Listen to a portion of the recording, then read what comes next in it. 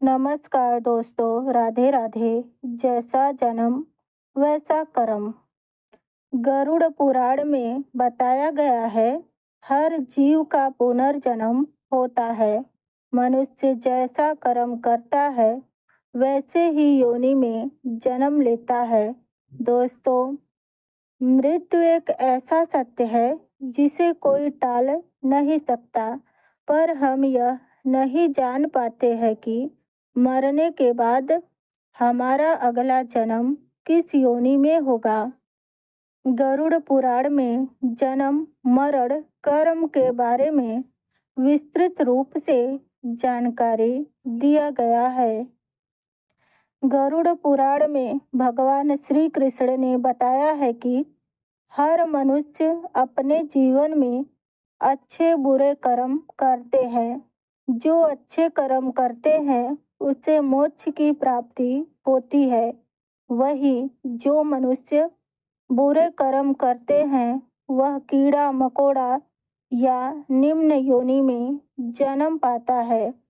आइए हम इस कथा के माध्यम से जानते हैं जो गरुड़ पुराण के द्वारा मनुष्य के कर्मों के बारे में बताया गया है कि मनुष्य अपने पिछले कर्मों का फल किस रूप में भोगता है।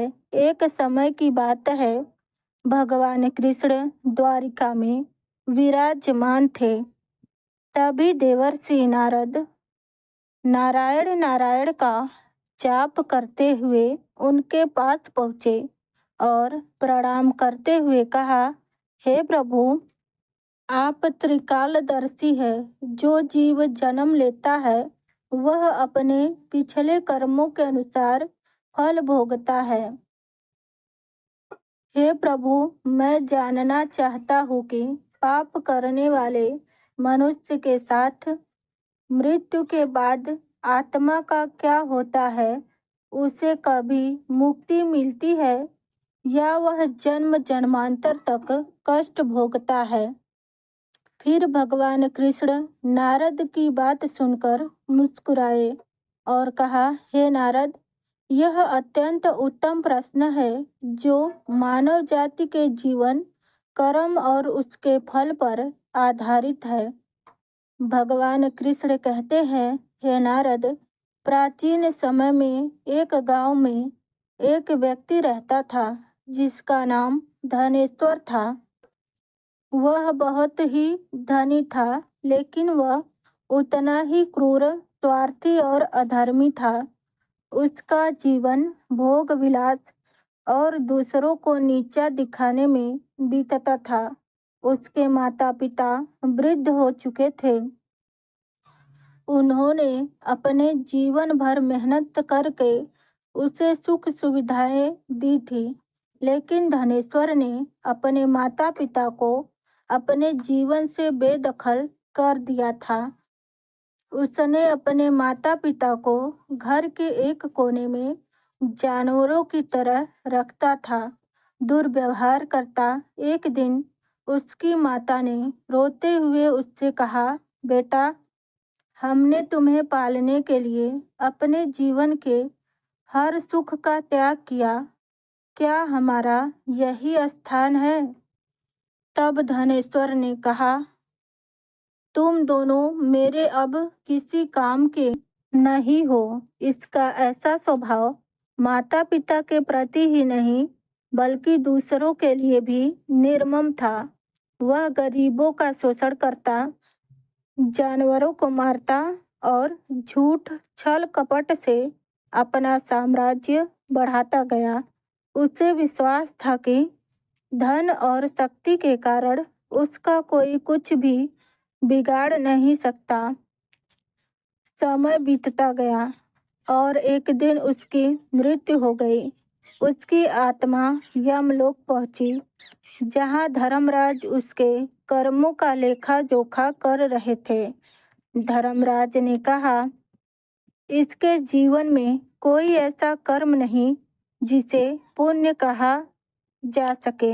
तुमने केवल अपने स्वार्थ के लिए पाप ही किए हैं। तुम्हें नरक की भयंकर यातना सहनी होगी। इसके बाद तुम्हें ऐसे योनि में जन्म लेना होगा जहाँ केवल कष्ट ही कष्ट है। धनेश्वर को यमदूतों के द्वारा नरक में ले जाया गया। अग्निकुंड, जहाँ उसे अपने निर्दोष जानवरों की हत्या के पाप में जलाया गया। फिर उसे शिला यातना दिया गया, जहाँ उसने माता पिता के अपमान के कारण उसे लोहे की शिला से कुचला गया। फिर उसे अंधकार की सजा दिया गया, जहाँ उसने गरीबों का शोषण करने के कारण उसे एक घोर अंधकार में डाला गया, जहाँ उसे भय और तड़प का अनुभव हुआ। फिर भूख प्यास का दंड दिया गया। फिर पुनर्जन्म का चक्र लौट आया, जहाँ उसे नरक की यातनाएं झेलने के बाद धर्मराज ने घोषणा की, अब तुम्हें अपने कर्मों के अनुसार पशु योनि में जन्म लेना होगा। उसके बाद धनेश्वर का जन्म एक गिद्ध के रूप में हुआ। उसे सड़ा गला मांस खाना पड़ा। वह हमेशा असुरक्षित और तृष्णा से भरा रहा। लेकिन उसका कष्ट यही समाप्त नहीं हुआ। उसने अगले कई जन्मों तक कीट, सांप और निम्न योनियों में जन्म लिया। फिर कई योनियों में भटकने के बाद धनेश्वर की आत्मा ने प्रायश्चित करने का निश्चय किया। अगले जन्म में उसने एक गरीब किसान के घर में जन्म लिया। उसने अपने जीवन को धर्म और परोपकार के मार्ग पर समर्पित किया। वह अपने माता पिता की सहायता करता, दूसरों की सहायता करता और भगवान का ध्यान करता। फिर एक दिन भगवान कृष्ण ने सपने में आकर कहा, तुमने अब सच्चे मन से प्रायश्चित किया है। तुम्हारे पुण्य कर्मों ने तुम्हारे पापों को धो दिया। अब तुम्हें मानव जन्म में मुक्ति का अवसर मिलेगा। सेवा, सत्य और धर्म का पालन करते रहो। श्री कृष्ण ने नारद से कहा, हे नारद, यह संसार कर्मों का दर्पण है। जो जैसा करेगा वह वैसा ही भोगेगा। मनुष्य को हमेशा यह ध्यान रखना चाहिए कि माता पिता की सेवा, दूसरों की सहायता और ईश्वर का ध्यान ही सबसे बड़ा धर्म है। जो मनुष्य अपने माता पिता का अपमान करता है, दूसरों को कष्ट देता है, उसे न केवल नरक की भयानक यातनाएं मिलती है, बल्कि वह जन्म जन्मांतर तक दुख भोगता है। लेकिन जो अपने कर्म सुधार करता है, वह इस चक्र से मुक्त हो सकता है। यह संसार एक अवसर है। धर्म, सत्य और सेवा ही मनुष्य का जीवन है।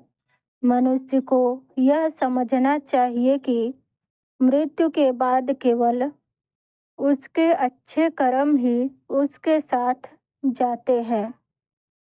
दोस्तों, यह कथा हमें यह सिखाती है कि जीवन क्षणभंगुर है, लेकिन कर्मों का चक्र अनंत है। हर पाप का दंड और हर पुण्य का फल निश्चित होता है। गरुड़ पुराण में यह बताया गया है कि हर जीव प्राणी का पुनर्जन्म होता है। हर जीव मरने के बाद दोबारा जन्म लेता है।